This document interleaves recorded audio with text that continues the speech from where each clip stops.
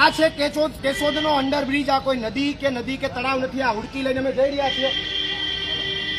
આ જે તમને જે દેખાય છે આખે આખું કોઈ નદી દેખાય। આ જે તમને દેખાય છે આ કેશોદનો અંડરબ્રિજ છે। સામાન્ય વરસાદ આવ્યો, અંડરબ્રિજમાં પાણી ભરાઈ ગયું। સામાન્ય વરસાદ આવ્યો, અંડરબ્રિજમાં પાણી ભરાઈ ગયું છે। અત્યારે અંડરબ્રિજ બંધ થઈ ગયો છે। આમાં નીકળી શકાય એવી સ્થિતિ નથી। તમને એવું લાગતું હશે કે આ પ્રવીણભાઈ ને આ બધા આમ આદમી પાર્ટીના લોકો ક્યાંક નદી કે તળાવમાં હુડકી લઈને ગયા છે। નદી કે તળાવ છે જ નહીં। સામાન્ય વરસાદમાં આખું સળંગે સળંગ પાણી ભરાયેલું છે, સળંગે સળંગ।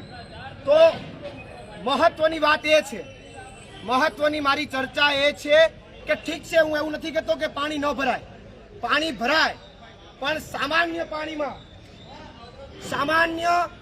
સામાન્ય વરસાદમાં આવું પાણી ભરાઈ જાય, સામાન્ય વરસાદમાં આવું પાણી ભરાઈ જાય અને લોકો જે છે એ અવાજ બંધ થાય, અહીંથી અવર જવર બંધ થાય, તો આ વસ્તુ જે છે એ ખતરનાક છે।